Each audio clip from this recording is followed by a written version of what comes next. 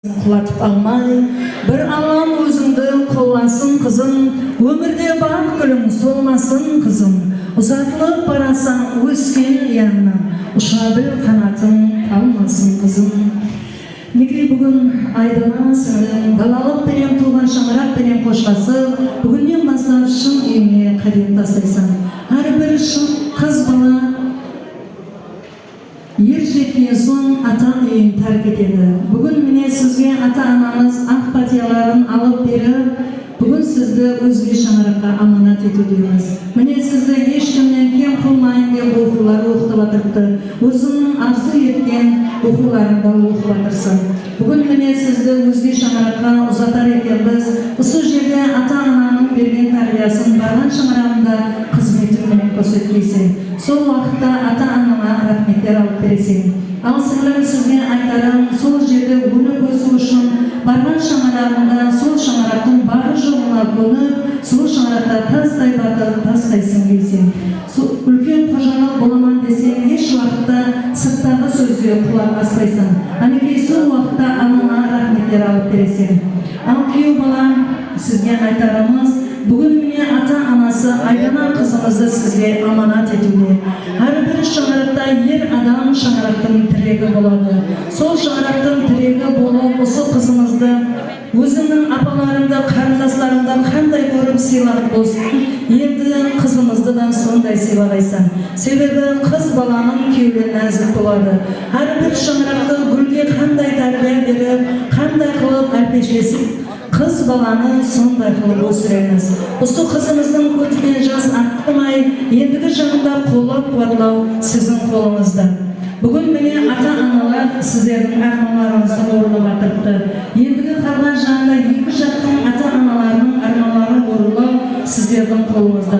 Соның үшін сіздер бір-біріңізді сыйлап, сабырлы болуға әрекет етпейсіз. Ал күйеу бала қызымызды сізге сенімменен тапсырамыз. Оқып отырған оқуының нанбары қалың болып, екеуіңізге де бұйырсын деп қаламыз. Ал Айдана сіңлім, ата үйіне келетұғын болсаң, қайын-ата қайын-енеңнің рұқсатыменен, ал онан соң күйеу баланың рұқсатыменен келіп кеткейсің. Сол кезде сол шаңырақтан үлкен үлес қосқан боласың. Барған жеріңде анаңды сағынасың. Сол сағынған кезінде қайын-енең саған анандай мейірман болсын. Себебі екінші анаң қайын-енең. Сенің қалған тәрбиеңді қайын-енең береді. Соның үшін анаңа қандай құрметпенен қараған болсаң, қайын-енеңді сондай құрмет бересің. Бүгін міне ата-анаңыз Шымбай тойханасында сіздерге арналған үлкен тойлар беріп жатырды. Ілайым таза жыл алдында құрып атырған шаңырақтарыңыз бекем болсын. Екі шаңырақтың ортасына салып атырған алтын көпірлеріңіз ұзағына болсын. Ендігі нәубет қызымызға арналған аужар қосуына беріледі. Аужар қосу уақытында ата-анасы қызымыздың маңлайынан сүйеміз. Ондан соң туған туысқандар, қызымыздың достары келіп, қызымызбенен көрісіп, соңынан қызымызды күйеу баламызға аманат етіп тапсырамыз.